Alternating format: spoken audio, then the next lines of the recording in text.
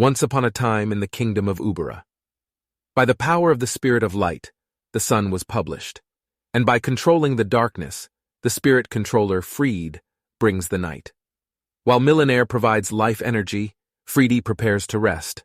Millionaire illuminates the world with a warm light. Meanwhile, Freedy shaded it with a shady shadow. Such is the world, including the Ubera Empire formed by their hands. Today, the Millionaire imperial family and the special and charming Archduke Freed family are irreplaceable figures who can control spirits. In the royal palace of Ubera, in a huge royal building with its impressive architecture, the weather is sunny with lots of greenery. Everything is blooming, everything is bright green. Inside the palace, the light passed through the window. There were many plants in the room. Everything is well maintained with greens and browns. A girl with light golden hair and bright blue eyes was sitting in the hall. She was wearing a blue uniform with a ribbon tied in her hair. He sat on a chair reading a book while thinking hard. That's not even funny. That girl's name is Dorothea. She is the princess of the Ubera kingdom. There was a boy who approached her and called her Dorothea, but she did not respond. So the boy kept calling her. She is irritated and finally tells him not to make a fuss. He called him Ray. After those words, he got up and went somewhere. The boy looked and did not understand where he was moving. He followed her around. He wanted to apologize. She asked him if he was too noisy. He asks her not to get angry, as he will be quiet. Dorothea reflected on what was so annoying around her at the moment. He didn't even know how she could address him so pitifully. The boy's name is Raymond Millionaire. He is a boy who always smiles the same way. He has bright golden hair and bright blue eyes. He still follows her. He went around offering Dorothea to go with him. He is the prince of the kingdom of Ubera and the obnoxious and stupid older brother of Dorothea. Dorothea looked at him with displeasure at his interruption. He was the legitimate crown prince who once died by his own hands. And this is his second life, a last chance for the former tyrant. He would not repeat the same regrets a second time. That is his current life goal. He wants to live well. The lesson from his first life is that good defeats evil. But there he is, the evil one. In her past life, Dorothea was seen carrying a sword and bloodied clothes. She stood in front of Raymond, who was sprawled on the floor and covered in blood. She killed her own brother to get the throne. She killed the crown prince to usurp the title of emperor, kill all who oppose it, and only share wealth with the power of those who are after his heart. But everything was destroyed after she had everything. The man she loved hated her and chose to die. The people she gave power turned to choke their own throats. People call her a tyrant. They burned her palace and called for her death. This life lesson was enough for her, and that's how he accepted her own death. Dorothea opened her eyes. She faintly heard a rhetorical question mentioning how she looked so beautiful. She didn't understand what they were talking about. Now she's called princess. She is Dorothea Millionaire, the tyrant reborn. Maybe it was a lesson for her, lesson to live right. It was a chance to mend his life of crime and regret. Ray's murder to win the title of emperor was the beginning of the emergence of the tyrant Dorothea Millionaire and all her regrets. So he couldn't kill her anymore. He will not love her and have to put up with all his behavior. Ray hugged Dorothea from behind. He asked her if she was reading a difficult book again. It seemed Dorothea was a real genius. She said that Dorothea was so small and cute. She wondered how she could be so smart too. While in Dorothea's head there was a desire to just kill her. He asks her to let him in. She kisses his cheek. Dan says that his Dorothea is so cute. So already Dorothea did not like him. He's not that sensitive. He still asked to let him in. She reflects that she never loved Ray. She told him to better learn the history of Ubera on his own. He neglected to say that he was not as smart as Dorothea. From Dorothea's point of view, her brother had nothing in his head. But he had everything just because of that crown prince title. He asked with a big smile, "Doesn't he get tired of sitting all day?" Dorothea thought she got more than she did just because he was born a prince. He invited her to go play. He was surprised that he was so peaceful and replied that he would not go. If he wants to go, then let him go alone. He wouldn't give up and said that he wanted to play with her. A servant comes and tells His Highness the Prince that it is impossible to distract the princess during her studies. He became sad. The maid saw the book in Dorothea's hand and was surprised. She asked her if she had studied the history of Ubera. She bent down to take a look and said it seemed it was about the light spirit stone. The maid then asked if she knew that the spirit stone that the first emperor had was lost during Teresia's time. Dorothea refers to the maid as the nanny and says that she was wrong because the light spirit stone disappeared at that moment. And after all, there is a difference of almost 100 years between the eras of Teresa and Croesus. The nanny was already confused by the historical background of the kingdom, while her brother is happy that Dorothea is so cool. The nurse asked her if she had learned anything about the millionaire family. How can she be so smart? Dorothea was sorry and thought it showed. She should feign ignorance. The governess stated that His Majesty the Emperor was only obliged to hear about his knowledge. Dorothea was surprised by his words like that. The nurse and said that there was no need to report to His Majesty the Emperor. Emperor Carnan Millionaire, in other words, was his father. To him the word father seemed foreign, as if it came from a language he did not know. He only knows the translation, but do not understand the true meaning. Even if it is flesh and blood, he meant nothing to Dorothea, because he couldn't afford to inherit the millionaire family. His mother, Empress Alice, died after giving birth to him. Carnan ignored him because his birth caused the death of his beloved wife. He used to try desperately to attract Carnan's attention. He pretended to fall and try to show intelligence. He tries hard to be better than Ray, but he never paid any heed to it. But Ray was different from him. Without doing anything, he was rewarded and was able to eat with Carnan. Carnan could smile just with all the questions from him. Why does he love Ray, who is stupid, careless, and doesn't know anything more? Why did he try so hard? Just ignore it. Is it because he was not elected? Dorothea hated Raymond. She really hates him. He was only satisfied after seizing everything he had. A glass fell on the floor and broke. She ends up attacking Ray. She was stopped by the maid. She could only rest easy when he tortured her properly and took her things. The father, with a hateful look, gave orders to lock Dorothea in the room for a month, and the further their relationship. The longer his relationship with Carnan, the worse. He just wants to be loved, but his life is not worth loving. Like a back misses the moon. Her love is always one-sided and unrequited. That's how his anger and hatred grow the seeds of evil. Envy and envy. Arbitrary, greedy and greedy.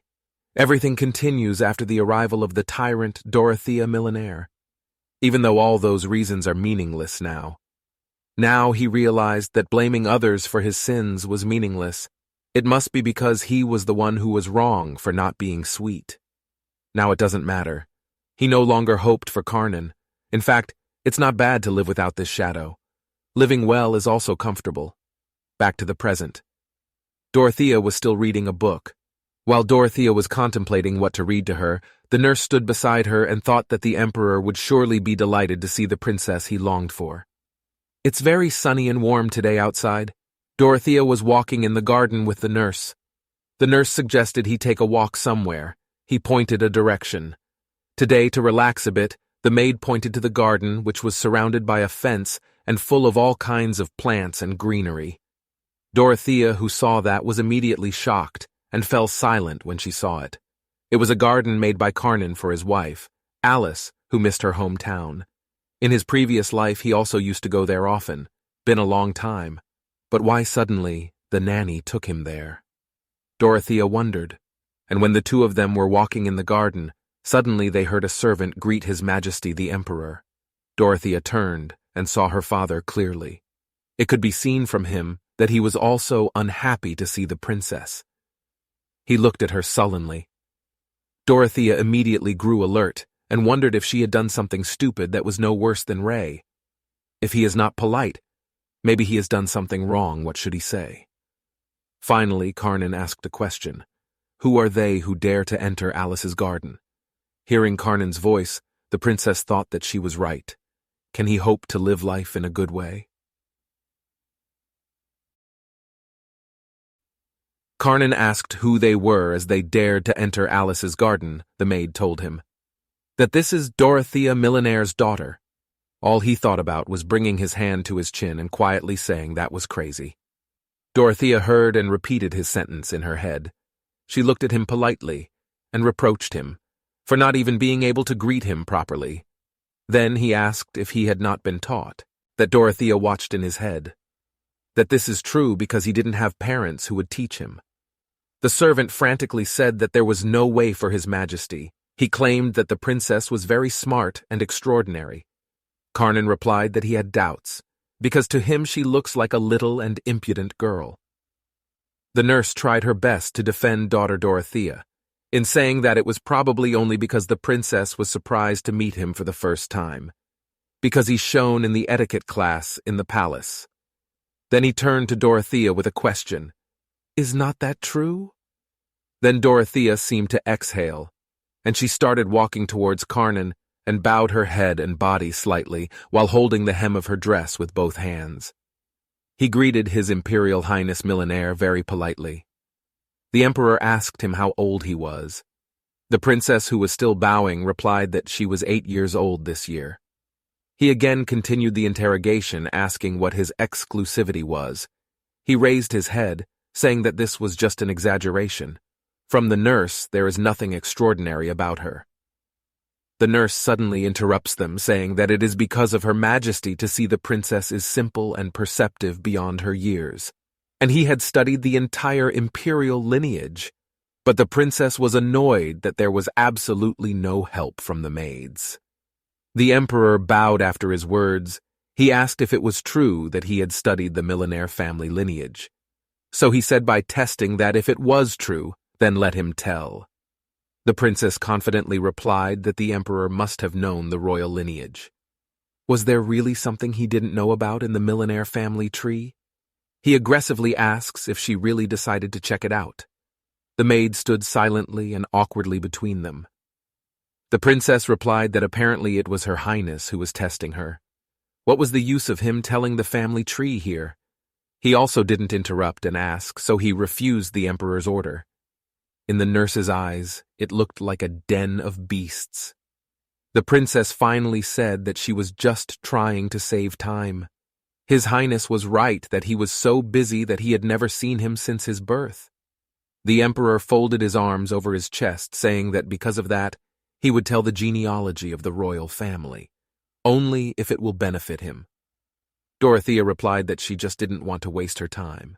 The emperor thought about it, and finally said that since the nurse's words were true, then in that case, he asked Dorothea to say if there was anything she wanted to say. Dorothea was surprised she didn't understand to say what she wanted. What was that for? Because within her memory, the emperor had never said such a thing to her. He suspected she was up to something. He is still silent. He pondered that before rebirth he would jump for joy. But sadly, she doesn't need anything from him now. He himself could not remain silent. He finally asked in this regard to make him the best wine with his name. He decided to ask for something that could play in his hand in the future. The emperor immediately became gloomy. He turned to the nurse and asked what she was teaching this child. Here is it appropriate for a child of this age to say such a thing. He made excuses that he never talked about alcohol in front of the princess. Then the princess intervened and said that it was not the nurse who taught her. He read about it in a book called Babalua Paintings. He said that there is a scene where Babalua and her lover are very happy to drink classic wine, described by the author as something very subtle. Hence, out of curiosity, he wanted to try a good quality wine at least once. The emperor was surprised by this answer because such a young girl read such a difficult Babalua painting. He thought about it and finally agreed. Dan said that since he wanted a fine wine with his name, then it would be prepared. So he set a condition, that if he made a mistake at least once, he would punish his nurse who lied to him to death. He gave an order to tell the family's imperial family tree. He lowered his head and pondered that perhaps he had inherited the tyrannical nature of his father. He finally said it was fine, and then he would start mentioning the first-generation millionaire family leader. Because Dorothea was determined to live well, he had to protect his nanny's life. After that incident, the nurse hoped that the emperor would start caring for Dorothea. But Karnan never visited him at all. The maid called him a bad thing, but the emperor was the father of the princess. He couldn't come to her because he must be very busy with work. From what she heard from her nanny, Dorothea was just acting normal. He even told his nanny not to grieve. Moreover, Karnan wasn't that kind of person. Even though the nanny always loved her, she was actually grateful. Dorothea was actually not happy to see Karnan. In order for him to live well, he must avoid things that can irritate him. If it was in the past, Dorothea must have tried to look better than Ray, and also been punished many times by Karnan. He reflected on how stupid he was, because he entertained himself with useless illusions, and he himself is annoyed. But now he realized that for the sake of living well, he would do nothing more. Once he tries, surely what will arise is only anger and hatred. Dorothea was reading a book in the garden, and he was contemplating his thoughts, and thought about all the things the wet nurse beside him was doing. He tried to give it welfare, and as soon as he decides to do something, he will only cause her anger and discontent, so that he was pulled out of his mind. When a voice called him and asked questions about his whereabouts, he heard Ray's voice asking where Dorothea was. When he heard that, his mood immediately deteriorated. Servant asks Prince what brought him here. He asked if Dorothea was here. The princess immediately ran away with a request that the nurse say she was not there. The maid hesitated what to say to him, and then he himself wondered where he was. Ray said that he wanted to show the princess how to handle the spirit of light. Dorothea, who was hiding behind the pillar, didn't understand why she had to see him controlling the spirit of light. Did he decide to laugh it off, which had made him angry? The spirit of light is called a blessing that is only available to the millionaire family. But this is just an old story. We see how Ray demonstrates in front of the nurses how he can control the petals in the air and point them in different directions. Millionaire's power that can publish the sun is getting weaker, and currently only able to light a small fire. Until one day, Millionaire was born who couldn't control spirits at all. Like Dorothea, she was born into the millionaire family, the princess who was unable to summon any spirits, Dorothea Millionaire. He was removed completely from that tradition. Then Karnan also had more and more reasons not to love her. Therefore he challenged the Almighty, and hated Ray even more. How great is the spirit of light? It's just a little firefly in a very cryptic tale of the past, and used as a basis for maintaining power. Thus he used his sword to seize the spirit's power. He ascended his own throne by ending the fairy tale era, and glorify the era of humans with bloodstained swords. But in the end he failed. Just a few years ago he was already executed along with his title of tyrant. It was possible that spirits could indeed determine one's ability to become emperor. At the end of his sad life, this great legend punished his proud self, although now it doesn't matter anymore. Now he sat and thought as this little bastard who talked to the wet nurse when was he going to leave. He asked again if he didn't know exactly where Dorothea was, and the nurse regretfully said that she didn't know. Not sure the prince is sad, because a friend came to him and he wanted to introduce them. Dorothea, who heard all this, assumed that maybe her friend who must be a child of Ray's age who was also annoying. He decides to leave Ray to wet the nurse and he'd better take a nap. He left thinking that if he turned here it would be difficult to get to his room without Ray knowing. The main thing is not to get caught. He turned inside and met another boy with dark hair. Dorothea fell from the crash. She dropped her book.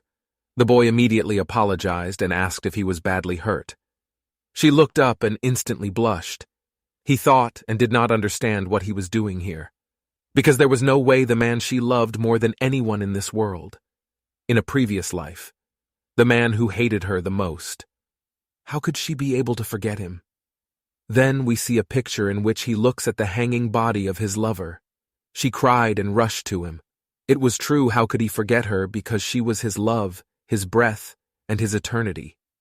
Back to reality, the boy asked Dorothea if she was okay.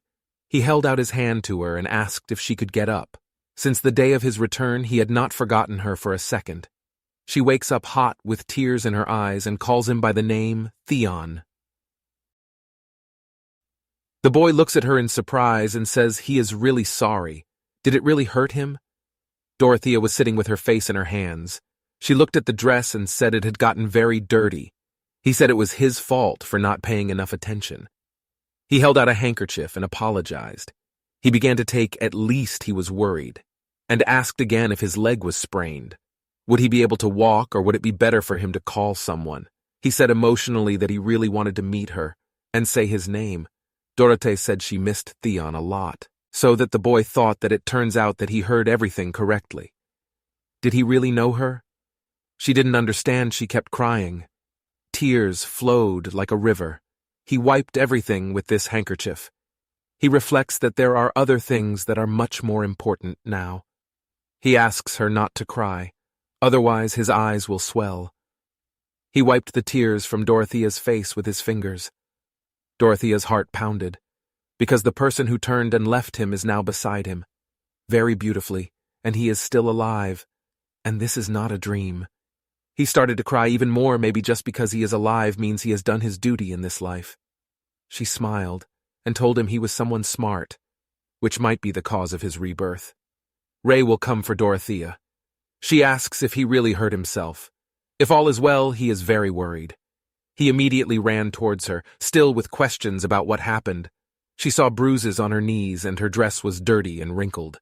She is still seen with tears in her eyes. He replied that nothing bad had happened. He didn't need to worry about it. Ray pounced on Theon. He grabbed her by the shoulders and asked if Dorothea was crying because of him. Theon sadly replies that it's probably because of him. He lowered his gaze and head and kept saying that it seemed like it was and apologizing. Ray gets angry and calls Theon a real bastard. She screamed at him that she thought they could be good friends, and that Dorothea had never cried like that since she was a baby. Before he asked what he did to Dorothea, Theon is trying to justify himself to His Highness Raymond. Then Dorothea intervened and asked Ray to stop because he wasn't crying because of Theon. He lied that he just got something in his eye. He said that his eyes were covered with thorns so that his eyes hurt. Raymond also believed. He nervously asked if everything was okay, so now he replied that everything was fine, and at the same time, Dorothea thought that she had not expected that day to come. When he would think gratefully how stupid Ray was worried and finally calmed down how relieved he was. He asks what happened to his knee wound. Then he replied that it was just a small wound and it would heal in a moment.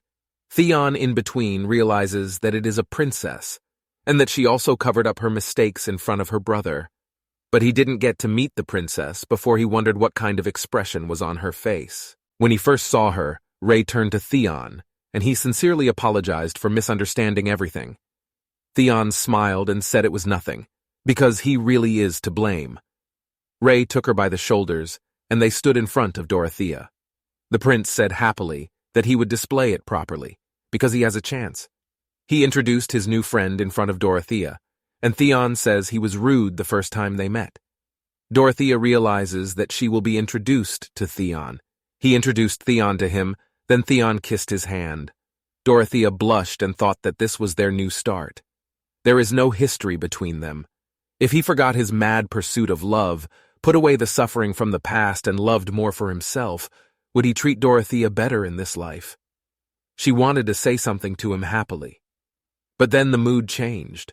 Dorothea heard someone's voice calling out to Theon. He heard that someone say that he wanted to go together with Theon, so why did he go alone? Dorothea knew this voice. He turned around and recognized the girl as Theon's first and last love. In front of them was a girl with long, soft pink hair and a red sundress. The girl's name was Julia Delavigne. In his past life, Theon, who was forced to marry him, married him because of his insistence and also a family agreement. He only loved Julia until the end of his life. They have been friends since childhood and have shared their affection for a long time. They matched perfectly like a pair of puzzle pieces that had no gaps for Dorothea to fit into. That's how his life used to be. He's the one who keeps chasing after Karnan's affection, but can't get it. She's the one who keeps chasing Theon's love, but can't get it too. Live without love. Even after marrying him, Theon is still looking for Julia. He exchanged dozens of letters with Julia without her knowledge. Her radiant face at that time, she never showed him. Dorothea wished Julia would disappear from Theon. He wished Julia would just die. When his trusted men stage a fake crime and bring news of Julia's death, he is elated. Dorothea had thought Theon would finally come to her, but he would prefer death to be free from it, and left with Julia. His ambition was the cause of his death. His selfish love had killed him. Can it still be called love? Even now, It feels like his heart is still being torn apart. The boy turned to Julia. Ray informs that Julia has come to wait for him. Julia replied that she was very bored. Ray introduces Julia de Levigny to Dorothea and says she has come with Theon from freed territory. Julia greets daughter Dorothea. He only answered a brief hello. He kept thinking that these two were together even in this life. He wondered what kind of expression he had on his face right now. He must have been filled with this feeling, so it looks unpleasant. He said he remembered that he had something to do, so he will go to the room. Ray asked Dorothea if she would play with them, but he just walked away without answering. Ray doesn't understand what's wrong with him. Suddenly, Theon and Julia also looked at each other in disbelief. He goes to his room. Dorothea thought that the crown prince had died at her hands. His love that prefers death to avoid it. And the woman who was loved by his love who died because of false accusations. Among them, there is no place for him. She hurriedly went to her room with tears in her eyes from her horrible self-confession. Waitress asks if she wants to play with her friends. Dorothea lay in a dark and empty room. She replied that she didn't want to because she was tired. The maid complied and said there was nothing that could be done, and let her rest, and she would wake Dorothea before dinner. The maid leaves. Dorothea lay holding a handkerchief with Theon's name in her hand, with his name embroidered on the edge of the fabric. She hugged this handkerchief tightly to herself and wept bitterly. On a sunny day, outside the sun was shining brightly. There are no clouds in the sky. In the palace, Dorothea was sitting reading a book, and seen behind him there is someone who is walking back and forth. And he walked quickly, and with a loud voice. An annoyed Dorothea closed the book and asked Ray if he couldn't just sit still. He replied that he was very worried, because today he would officially become the crown prince. He says right. He will become the crown prince of Ubera. This is a very important role. He said that this made him even scarier. He turned to Dorothea and asked if he looked like the crown prince. Dorothea looked at Ray and saw in him only a cute, whimpering puppy. With all his looks, he replied that no, he looked like a fool today too. He was sad and asked if this was true. Dorothea asked him to do something with her face first. He asks how to do it with his face. He squeezed his cheek with his palm and asked if it was necessary. According to Dorothea, that this desperate fool should run the empire. He has many worries. Ray said that it would be nice if he didn't become the heir, but him. Dorothea, she tensed and gripped the book. He kept arguing that surely he wouldn't tremble, but proudly passed the ceremony because he was smarter than her, more talented than him. She was sure she would make an excellent empress. Dorothea simply replied that she didn't know how to summon spirits, so he can't. Ray, who smiled and actively said he knew. He would also soon be able to summon spirits, who if not the clever Dorothea to call them. This carefree simplicity was like poison to Dorothea. He thought that he was behaving like this only because he was ignorant, and will gradually understand everything over time. He would understand the full weight of carelessly thrown words. Ray asked him if he could wish him good luck. As soon as he answered with a question, why did he do that? He begged her because if his Dorothea wished him luck, he was sure he would. Dorothea simply replied happily that she had just failed. He was annoyed. He said that Dorothea was so cold she asked to hug her sister once. Dorothea just nonchalantly tried to leave to hide somewhere from him. He just ignored all her requests and pleas. A maid informs that Ray has to come in soon, which worries him even more. The crown handover ceremony was the event when the next emperor's successor was mentioned. It could be considered as one of the major events in the empire. But if he thought about it, that he had not noticed before.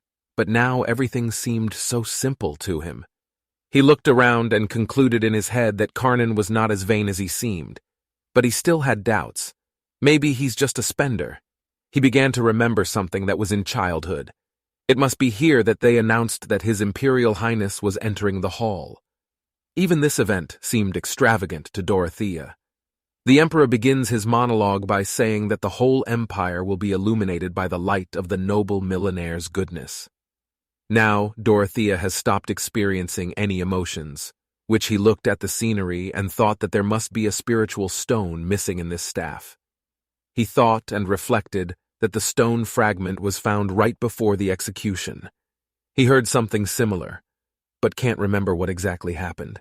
The monologue that continues in the background, the princess continues thinking that it doesn't matter and has nothing to do with her now. After all, they announced that now they will continue the ceremony. The door opened with little Prince Ray entering smiling and a confident look, and Dorothea hoped that she would not make a mistake. Ray caught her eye and immediately broke into a big smile. Dorothea raised her index finger in a refusal sign. He thinks why she is making such stupid face.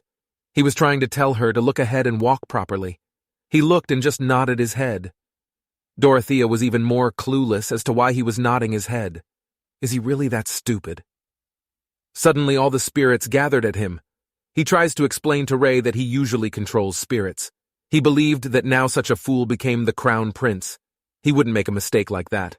A large crown is worn on Ray's appearance, and Dorothea came to the conclusion that she had no right to such thoughts. But at least it would be better if the real hero became the wise emperor this time. The ceremony continues. Many guests congratulated the crown prince on the event. The emperor walked in front with the crown prince, and Dorothea walked alone behind. All that was said to them was a sign of congratulations. The princess did not hear. He reflected to himself that for him, the last name millionaire was like a curse. The lady distracted her and looked at Dorothea, and said that with time, she looked more and more like the late empress. Others agreed and said that he really is a complete copy of himself and his youth. The fact that Dorothea always had to fight such situations, and also the emperor answered that woman they were talking nonsense. They only apologized for their words and their rudeness, and the fact that he couldn't leave this place, even when he was openly rejected by Karnan. And Ray was at the center of any conversation and was treated no better than a candle hanging on the wall. But he couldn't go anywhere, because he's a millionaire. Before rebirth, he would stand in the center and start to boast about his merits, while humiliating Ray, the stupid crown prince, thus emphasizing how stupid Ray was. Ray turned to him and told him to go to them. Dorothea kept thinking that there wasn't a single thought like that in her head at the moment. He didn't understand what was so funny about all of this. He just wanted this time to end. He kept calling Ray stupid, and this was his place. She could claim him even if he called her. Her problem wouldn't be solved, and because she should just be standing here, it would be better to prepare a place for him to sit. Theon comes up to him and says he's bored. That's right. He turned around and immediately recognizing the voice, he saw Theon dressed beautifully in front of him with a red bow around his neck and a glass in his hand. Theon approached Dorothea with questions because he was bored. Once Dorothea wondered why he was here, thought he would be with Julia. He held out a glass with a drink and asked her to drink it, because he saw that he had not drank anything for a long time. Kaylee, he smiled broadly, reached out his hand for the glass, and thanked Theon. He thought in his head that this was Theon's pomegranate juice. He even felt it was a pity to drink it. Theon said that he was very proud of His Highness Prince Raymond. He takes great pride in his open-mindedness. He asked again about Ray, who answered in the affirmative that yes, that he said that Dorothea studied all the real lore of the Empire. Dorothea said he was not a great person. He says it looks like they will be able to meet at the episteme soon. He held the glass in his hand and thought about the words, episteme. It was the best academy in the Empire where only the most outstanding talents were trained, as well as the main place where the descendants of noble families study together, gain connections for the future. There were people not only from Ubera, but also from neighboring lands descended from noble families who came to the episteme. But it's not like Ray who can easily enter this academy. Dorothea, due to the fact that she could not outshine the crown prince, could not enter the episteme. One day he tried to fight this going outside the palace and throwing a stone at the episteme. But this rock broke the window and hit Duke Bronte's eldest son on the head, and after that Karnan locked Dorothea in the palace. Then ended their relationship with Karnan.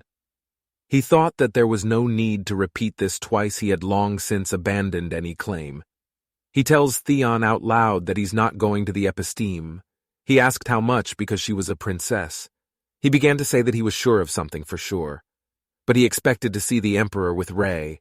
Dorothea noticed this and thought that Theon was smart enough that he knew how to keep his mouth shut when he needs to, and that he understands exactly what the situation is here.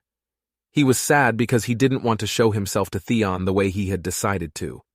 To shift the subject to another topic, he smiled and started to say that, come to think of the weather today, he didn't finish because Julia shouted that Theon was summoned by Julia's archduke, and he smiled brightly and waved at them. Theon apologizes to the princess, saying that it looks like it's time for him to go. He replied that there was nothing to do in his head. He thought Julia had come to get Theon. Theon said goodbye and said that they would meet later. He was left alone again among the many people he thought he needed to go to the room too. Amidst the hubbub and noise, he approached the emperor saying he had something to say. But suddenly, a man accidentally pushed her and spilled pomegranate juice on her dress.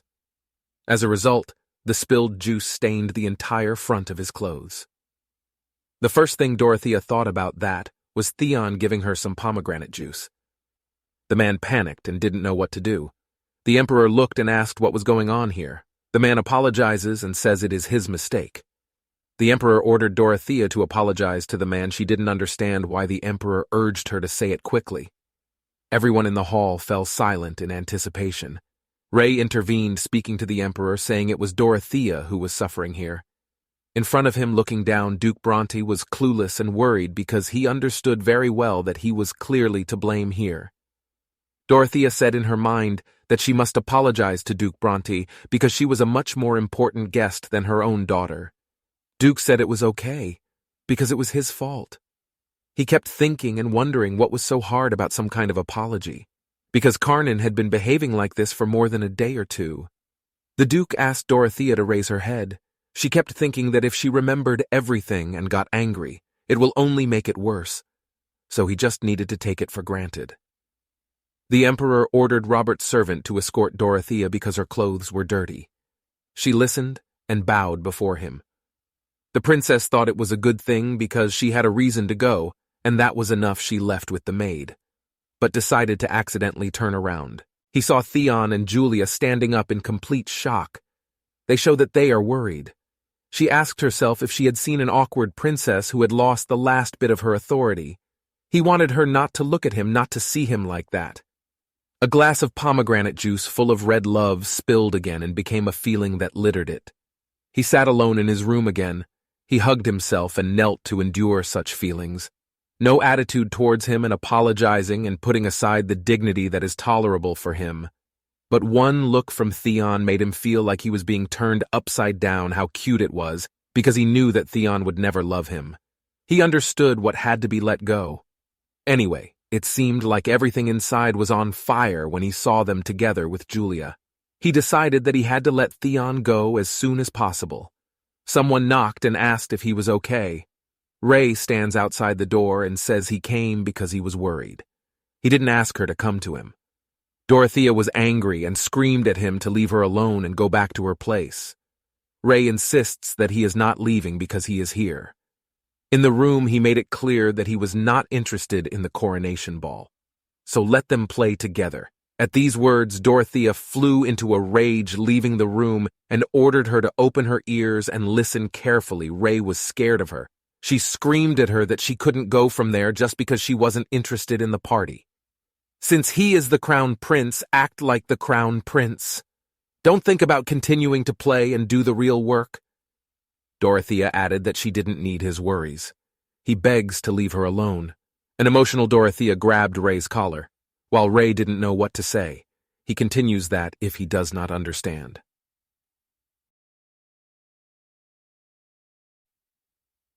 Suddenly, Theon and Julia come up to them and see him holding Rey by the collar. Theon, who was shocked, came forward to the two of them and then asked if he was okay. Dorothea just looked at Theon in silence and confusion. He looked terrified. Dorothea just stared at him in silence. Rey said he brought Theon and Julia to play together. He released Rey and walked into the room, then slammed the door. Dorothea just stood in the door at first, and then she fell to her knees. He remembered the frightened expressions on Theon's and Julia's shocked faces. He wondered to himself, starting from where the error lies. Dorothea felt that now she looked pathetic and unloved. Now what do they think of him? Dorothea hated herself. He was determined he must live well more than anyone. That was the way to atone for his sins. After that incident, he couldn't get out of bed for several days. He had a fever and his body ached. Meanwhile, the nurses who took care of her kept calling her their unhappy little princess. Dan said that he should get well as soon as possible, even though it was painful, but he had to endure. He opens his eyes, repeating the line that he has to be better than anyone. He didn't finish and fell asleep again. Now that was all he could do. So several days passed, where Ray does not come to him. He was in his room, on his bed, reading another book. She thought she hated him now that he screamed at her like that back then. She thought he was bothering her, so she was even happy. But his mind was distracted. He saw someone out of the corner of his eye. He saw Ray hiding from behind the wall. Dorothea asked Ray what he was doing. He was frightened by the question that came out of her mouth and said that she brought him a present. Dorothea said there was no need. Ray said that he would definitely like this gift. He opened the basket and said that these were the first tomatoes he had grown. It turned out that he had secretly planted a garden behind the palace. Dorothea clearly did not expect such a gift, and it was obvious he wasn't happy about that. Ray nervously asked if they had pretty colors. Ray added that he grew pumpkins and eggplants too. If it is fruitful, then he will give it to Dorothea. While Dorothea sighed, he thought that the crown prince who entered the Episteme Academy was wasting his time gardening. Then Dorothea asked Ray, so she assumed maybe Ray didn't study and grow vegetables in the garden. Ray was shocked and said that he was also studying. Dorothea sighed heavily and thought that someone tried their best to win against her. And unlike Dorothea, she got everything easy. He just played his all-time favorite game and replaced the rightful crown prince. Ray was worried and said that he really studied hard. He asks her if she is mad and apologizes. He muttered that he refused last time, and he begged her to play with him. He clasped his hands into his palms, waiting for a response. Dorothea relented and called out to him. He listened to her intently. Dorothea finally said that in this way he would not be able to become a good emperor. After all, Dorothea decided to live better than anyone this time. Ray scratched his head and agreed, saying it was true. Dorothea still thought that somehow wanting to not let him become emperor was just because he couldn't escape the fate of a tyrant. Ray asked him to try tomatoes. They might taste good. The tomatoes looked fresh, and as soon as he takes it, and of course in Episteme he will try his best, and will be a great big brother. He smiled at her happily. Dorothea turned away from him and thought that it would be better if this fool did his job better. She muttered again with hope and asked if he didn't want to come out. Sometimes he said that he thought it was stuffy for him to sit in the palace all the time. Dorothea thought that after all, if she thought about it, she had never been out of the palace until now, because he didn't even study in Episteme. But in his previous life he was very bored, so that now he is not even curious. But he already knew all this. Ray had said loudly and confidently that he had never been outside the palace, and it was stuffy sitting inside the whole time. Last time they stopped at the market, and there was a lot of goods from different parts of the continent. Dorothea was silent. He kept saying that if he went outside he was sure that he would like it too. And he'll feel like he knows so much because he's so smart, so maybe they'll go out with him. Here Dorothea interrupts. She says she doesn't want to leave the palace. Ray, almost with tears in his eyes, asked why he wouldn't. She said she just didn't want to. After that, Ray always followed Dorothea around with offers to go out together. He simply replied that he didn't want to. And Ray is not going to give up. He's been begging and begging Dorothea. He thought that he would settle down if he refused. However, when he opened the book, he found a note asking him to leave together, and Ray's happy face immediately appeared. Dorothea decided she couldn't take it anymore and finally agreed. Ray was of course delighted, but here Dorothea made a condition that she would go alone. He can go with a nurse or a chaperone, but he wasn't going to go with Ray. Ray was sad, but he agreed anyway because Dorothea agreed to go outside. Then the nurse told the princess how beautiful it was. Did Dorothea apologize and ask if she should go out dressed like that? She replied that, of course, because it suited her so well. Dorothea was wearing a long, pale blue and purple dress with flowers and floral ornaments tucked into her loosely tied hair. Dorothea said that she was very uncomfortable. The nurse said that she really wanted to put these clothes on her, and finally the day had come when she would be able to see the shine of the clothes when she walked by. The nurse concluded that she was so happy. He took Dorothea's hand and told them to leave quickly before he changed his mind. Dorothea already regretted that she decided to go out. They find themselves in a market full of people. As soon as the thought crossed Dorothea's mind that there were a lot of people here, the maid confirmed her thoughts with a question, since there were a lot of people here. The nurse suggested holding her hand tightly so she wouldn't get lost, and held out her hand to Dorothea. The princess at first thought that she was not a child. Although not now, she is of course still a child. He held the nurse's hand. In his previous life, he had never walked hand in hand with anyone. Here he is turning his face away from the nurse as he is embarrassed. Nurse asks to see her coming in, and asks what is she seeing for the first time from here. He saw an endlessly glistening sky with a sea that was all bright blue and green. He looks at all areas of how people work and talk, how people walk near the fountain. He remembers in his past life when there was a war. The weary city and the streets of people that looked more like corpses in his memory was a wind soaked with the smell of blood. He looked at the entire cityscape now and concluded that this was what an empire without a tyrant would be like. The nurse drew Dorothea's attention to the square where musicians were giving a performance and suggested taking a look at it once. Dorothea wondered if she could enjoy this world a little. He squeezed the nurse's hand tighter, and they walked towards the field. From the corner, a suspicious man is seen grinning.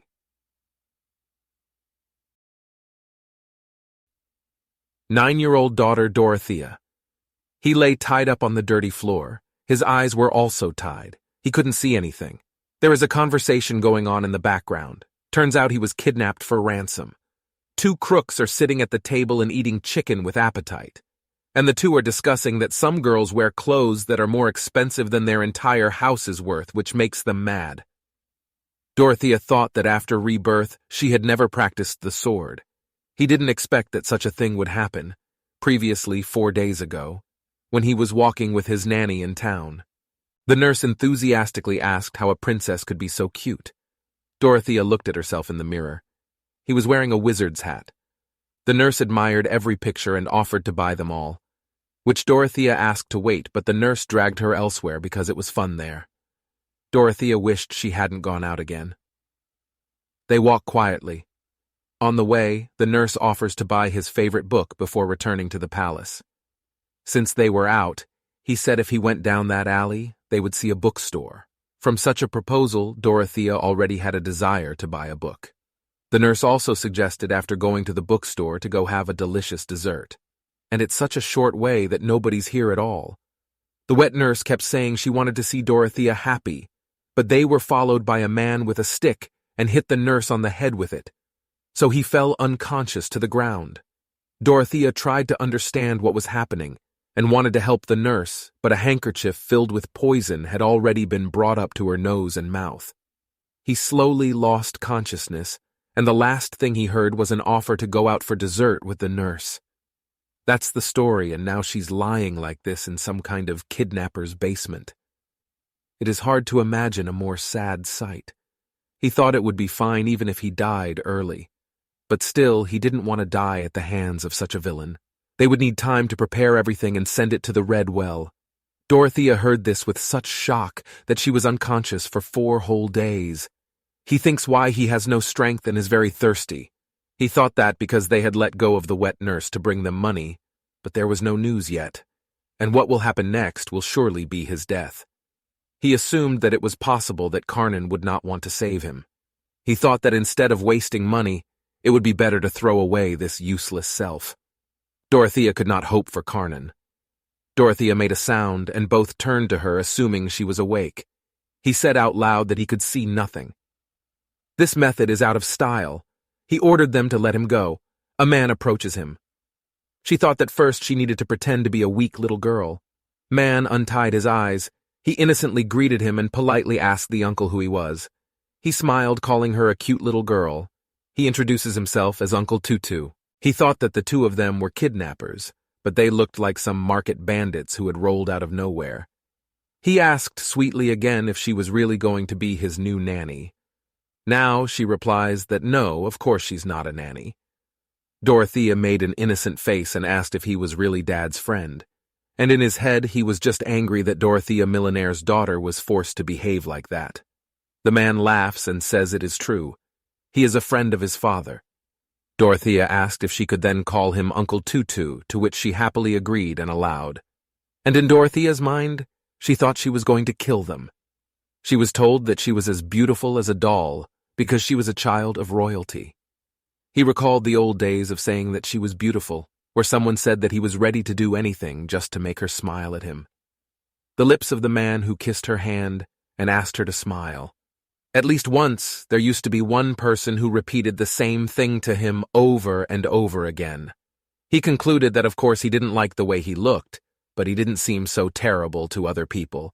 He pretended to look around and asked where they were. He replied that they were at their uncle's house. He looked at her face and asked about the scar above her eyebrow. What is it, and is it cool? Tutu decided to tell the whole story. He said that before Uncle fought with terrible villains 17 against 1. But the only usable weapons were his own fists. But one of these cowards took a knife from under his clothes and struck him in the heart. But he was able to dodge. Then he finally said that this was nothing. Because after that, Uncle Tutu drove the enemy to the forest where he met a bear. Dorothea, who was sitting next to her, just tried to listen carefully and clapped her hands in admiration, while inside he thought that he could write a better book. But thanks to this, Dorothea had time to check. He pondered and came to the conclusion that first the situation was unfavorable. His stomach is growling. He tugged at the hem of his uncle's shirt and said in a tone that he wanted to eat. He called out that their little mistress was hungry and turned to Danny and told him she was hungry. He just replied nonchalantly with a question, and so what was said. They had lunchtime, and the girl had not eaten for a long time. He sighed and said fine to her as if they were holding a children's camp here. Dorothea saw delicious sausages, scrambled eggs, bread, and a whole chicken with lettuce. He thought they were enjoying a delicious meal and dreamed of the money they would get thanks to his kidnapping. He felt disgusting, of course, but he hadn't experienced such a strong hunger for a long time. Tutu picked him up and put him on the table. Like any child, he asked her where she was sitting and let her go. She told Tutu to calm down. Did he decide to play with it? He tried to justify himself, and Dorothea made pleading and pitying eyes on him. By this time, Dorothea was not feeling well, and asked herself if it was because she had not eaten for 4 days. That's why he felt that way. He ordered the tutu to tie him to the pole, but he refused. Then one of them put a knife to Dorothea's throat and said he wasn't her uncle, but a kidnapper. He explained that his reason for kidnapping Dorothea was because he couldn't stand the sight of a rich kid like him. He was hit by pushing him against the wall with his back touching the wall. Seeing that, Tutu said that Danny was too outrageous, but Danny interrupts him and says later he will kill him, so what's too much? Or did the little girl want to die first? Dorothea was left alone, but suddenly Danny screamed in fear. Tutu also did not understand what happened. Danny said that there was something under the table with eyes twinkling in the darkness. Dorothea wondered what had frightened them so much, even though it was just a scorpion. He thought that there were no scorpions in the capital in that case. Meanwhile, Tutu and Danny get scared and pass the responsibility of killing the scorpion to each other. Dorothea thought she was hungry here, and they were screaming here. He suggested to the kidnappers that if he caught the scorpion, would they give him his bread and milk? They couldn't believe it, and asked again if he would catch the scorpion. Dorothea replied that she only needed 2 sticks. They agree, but only if he catches the scorpion. Danny's command and Tutu let go. He removed it with the cover, then gave her the chopsticks. He thought that he had seen a stick. He didn't understand why the scorpion scared them so much. He holds the scorpion's tail with this stick and informs that he finally caught it. Both of them told him to throw it away or kill him. Dorothea said that she did not know how to kill. He was so hungry that he had no strength in his hands. Danny tells him to throw it away, and once he throws it, they will give him the food. He held out the scorpion to them, and he asked them to be able to give them food tomorrow and the day after. They just quickly agreed. He went with this scorpion, down the long stairs. He understood why it was dark the whole time, because they were underground. He went out and saw the desert. He now understood why their guard was so lax. It was because there were no directions at all in that vast wasteland. Dorothea wondered where the village was located. Does anyone know where he is? If this was the case, then he couldn't just run away without a plan. How can he find hope there? While the two were discussing something enthusiastically, Dorothea was eating bread. He thought that they still kept their promise. And Dorothea hoped another scorpion would appear. Tutu shouts to Danny that the princess has disappeared in the capital. Then Dorothea saw the two of them and said that someone had kidnapped her. Danny understood something and told Tutu to follow him. Dorothea secretly wondered who it was, but it was best to keep things a secret, if only for the welfare of the imperial court. If the two wanted to stick around, then they wouldn't give it to the palace. He got up from the table and thought that waiting for Karnan was a crazy idea. Then he found a knife and decided that this would be enough. He overhears a conversation where they are discussing some future plans. They debated whether to take his life since he was still a child. But at the same time, she is a princess. If he survives, he will betray them, and they will. The two end up in a cemetery. They decided that one would go get 2 camels, and the others will deal with the girl. At this moment, Dorothea realized that her fate was sealed. He saw his reflection on the blade of the knife. So he had no choice but to take the knife. Danny suddenly opens the door and says they are really in trouble. But he saw that the room was empty. He hides behind the door. When he looks for it. Then she decided to attack him with the knife. She realized that there was little chance. There is only one way to win, because he was at a disadvantage. He swung and only scratched his back with the knife. He turned to her. He didn't finish his thought because Denny grabbed him by the neck. But Dorothea wanted to stab her hand with a knife. But Danny let go of the knife from his hand and held it tight. The knife just fell to the floor. Dorothea has no strength, so she can't attack. If he was a little stronger. Danny screamed, and that he just wanted to let her die in peace. He tells her not to Milawana, because no matter how much he tries, he couldn't do anything. From these words, Dorothea calmed down and thought about the phrase, was there really nothing she could do? He was getting angry. His teeth were chattering from these thoughts that no matter how much he tried, he couldn't beat Ray and couldn't get into episteme. He kicked Danny in the stomach, so he leaned back. He continues to emotionally reflect on all the failures, that he has not been able to attract Karnan's attention. She remembers Theon and concludes that she doesn't love him either. He took the knife in his hand, and again he remembered that in the future the subject he trusted would also have to kill him. He stabbed Denny with a knife. All he could hear was his screams of pain. He lay curled up and held the leg that was pierced by the knife. Danny begs him not to kill him. Dorothea saw those eyes again. The gaze he had often seen before his rebirth. He seemed to see a monster. He wonders why. He just wants to live. He finally spoke out loud and asked that she be left alone and that she promised to be a good girl. He turned around and thought again why everyone couldn't just leave him alone. Now he just wants everyone to let him live to die. He went to the desert. He coughed from the wind and realized that the sun had already set and it was getting dark. He was cold because there was no light in this desert. This helplessness frightened him. He thought that if he could control the spirit of light, it would be better for him than now. But then he thought that not if Ray was where he is now, everyone would have come to save him. He knelt down and realized that even now he was thinking about it. He thought himself ridiculous. He fell with his whole body on the sand and lost consciousness. The dark night is full of bright stars and fluffy clouds. He moved his index finger. He opened his eyes slightly and vaguely saw a bottomless desert and dark sky. He realized he had lost consciousness, wondering how much time had passed, and concluded that he would die here. He thought that, to die alone. He saw stars. Is somehow too much for him. He saw a light on the horizon. He saw this light, heard a voice approaching him. There was someone kneeling and calling for the princess. Dorothea thought she was finally dying, but he gave her the will to live again. He raised his hand and said softly that he was here. He had killed so many people in the past, but he still wanted to live. He thought maybe Karnan had sent them, but he also assumed that it could be the bandits again. He passed out on the sand again. People have always turned their backs on him. But only such thoughts appeared in his head. It was funny to him, of course, but he was always like that. There are maids approaching her and trying to do something.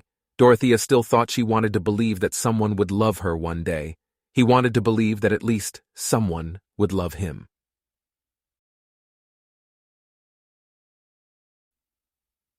Dorothea slowly opened her eyes. He saw everything dimly at first, and then it all became clearer. He saw a ceiling with a flashing chandelier. Often he looked around in his room. The curtains looked familiar. Bedside tables, cupboards with patterned plates. He understood that he had come back here again.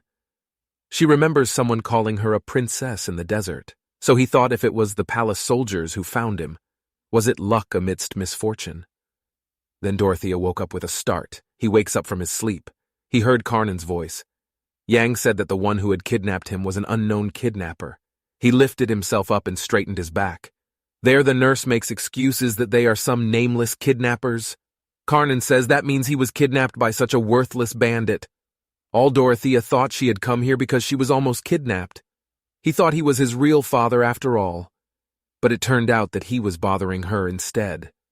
Let there be no more excitement. Dorothea heard Karnan's order. Karnan ordered his maid to find the person who leaked about it out and take care of it. Then he would subject anyone who spread these rumors to severe punishment.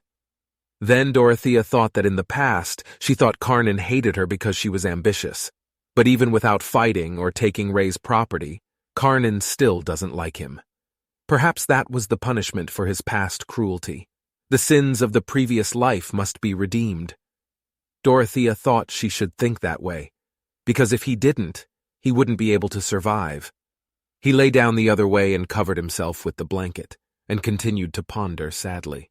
That's right, he believed that things were exactly like that. Otherwise, it would be unbearable for him to endure all this in the palace.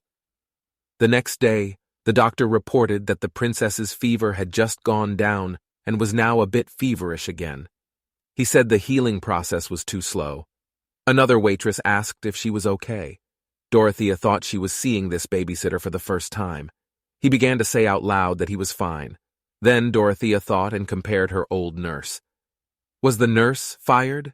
Even though it's not his fault. He is a person who is always kind and takes care of her. She was worried about him.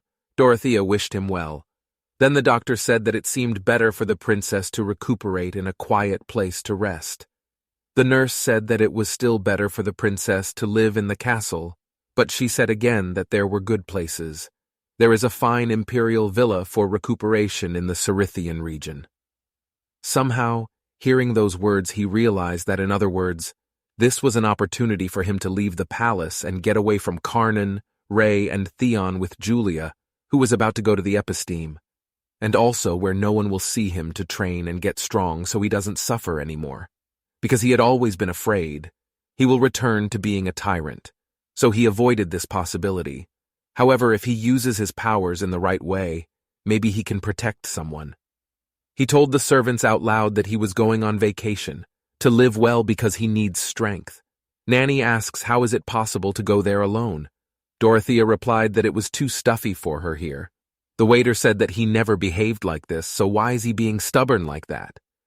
Ray came up to her with flowers and asked how she was doing. Dorothea was sick of him having come every day since the day of the kidnapping. Ray asks what they were talking about.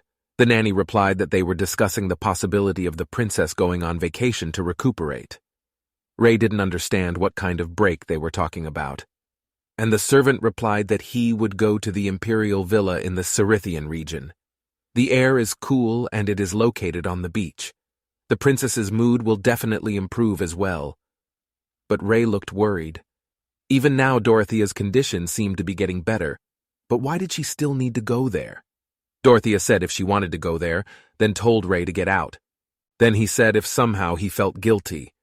But the kidnapping wasn't his fault, so he didn't need to keep coming to her. Then Ray said that if it wasn't for her constantly nagging him to go outside the palace, That incident definitely wouldn't have happened. Dorothea looked at him and said it didn't matter anymore because it was all in the past. Ray climbed over her with a hug and asked if she really needed to go to another royal villa. Here he asks what the problem is. He replied that then he would be there alone. Then Ray thought that instead of Dorothea going there alone, it would be better if she just went into the episteme. Ray promised to help her so he would be with her. Then Dorothea said she couldn't go there. Ray even said that if Dorothea was smart, then she could do it. And don't give up too quickly. But there is one thing Ray doesn't know. That he had tried hard to study in order to get there, but Karnan forbade him to go there. Never mind. How do you understand this stupid kid like Ray? Then Dorothea said that she had decided to recuperate.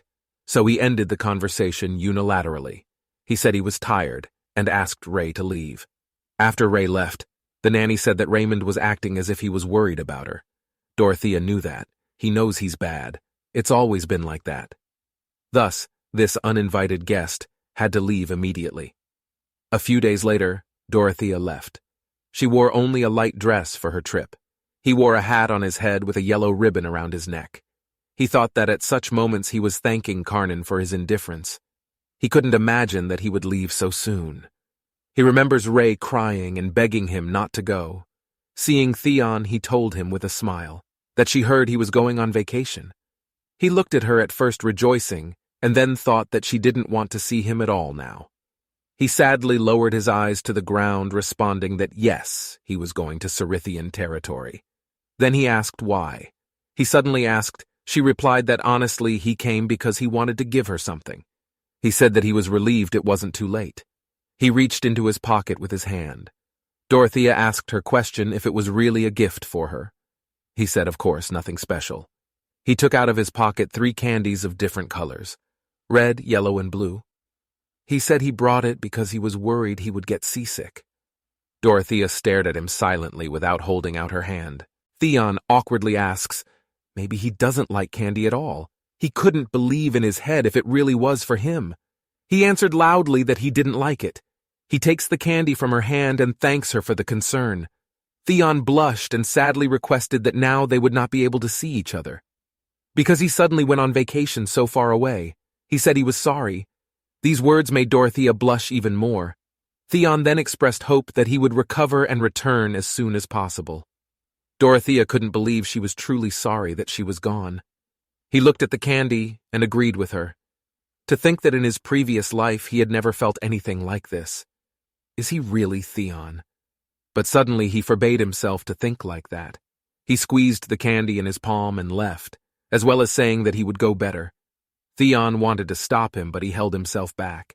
Dan clasped his fists and said that he hoped that they would definitely see each other again. He's already gotten on the train and talked himself into being cool.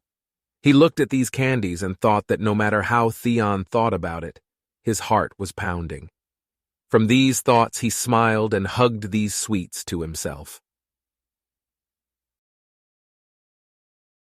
The sky is clear blue sea with waves where white foam comes out along with the waves on the beach hitting the rocks. The gentle breeze pleased Dorothea. The sun is shining bright. Dorothea admired the whole scene. She wore a red dress with her hair tied in 2 ponytails. He couldn't have imagined that he would be able to breathe a sigh of relief once he left the Imperial Palace, the place where he killed Ray and then Theon died. Come to think of it, she only had bad memories in the palace. That's right, everything turned out well. There was no trace of his past when he was the tyrant of this place. He was still looking with a warm smile at the 3 candies Theon had given him. He thought maybe this is where he could start from the beginning. Someone knocked and called her princess. It was the maid of the imperial villa named Clara. It was Clara who was worried for him because she asked him to wait a bit and what if he got lost. He said it now. They should only go with him. Dorothea wondered if she was taking care of a weak princess in such a remote area. It seems because there is no other choice. But Dorothea was just a princess. His concern definitely won't last long. Clara said there was someone she wanted to introduce to her, and a man came up to him. The maid said that she would serve him under his tutelage. He is a bodyguard who will protect him. The bodyguard is named Warrior Stefan Greenwall. He was a tall man with black hair and dark skin. He has a scar over one eye. Dorothea keenly recalled the past, where he sits on his knees in front of her and she tells him that the princess is calling him, but he is not answering her. With the sword in his hand, there was blood all around him. She called him insolent as usual. He knelt in front of him with an arrow in his stomach. This is a person who has reached the rank of vice captain. Dorothea told him that was too bad because she really wanted to face him. At a time like this, he should have prepared a wise answer. Who will be the vice captain of the light army? Hopefully he doesn't regret his decision, and died in his hands. The scene returns to the present. Dorothea looked at the soldier. He thought that this year he would be 18 years old. It means that he has not joined the Army of Light for a long time. But instead, he came to the villa when he had to improve his skills to occupy a higher position, only for the sake of this weak princess. On second thought, he felt sorry for her. Dorothea seemed to reach out her hand and said beg for her help. The maid was surprised that the princess was good at greeting people too, but all they did was stare at each other. Then Clara said if she had to shake the princess's hand. Dorothea was confused. Instead of a handshake, the guard high-fived her. Clara thought she was being impertinent in front of the princess as usual. Dorothea was already in the hall. Dorothea was sitting in the hall holding paper and pen. He thought that the fact that he had just met Stefan a few minutes ago, he shows that one wish is not enough to live well because life doesn't turn out the way he wants it to. He writes a wish list to live well, so to reach his goal he needs to make his own criteria. However, he wonders what it means to live well in general. He thought hard and tried to think of something. A waiter approached him and asked him to try the dessert. She brought cakes and tea with milk here. Dorothea pointedly asked Clara what she needed to do to live happily and be a good person. Clara thought at first, and then said that first she had to obey her parents. Dorothea said to tell him something else. Clara stopped talking and asked what he was doing. He looked at the piece of paper with the name on it and laughed. Stefan appears behind her and also tries to spy on what she is trying to write from above her. Dorothea suddenly closed the paper and asked angrily and awkwardly why they were laughing. Then Clara said that the princess was very cute and was answered by a nod from Stefan. Dorothea frowned because being a nice person didn't suit her.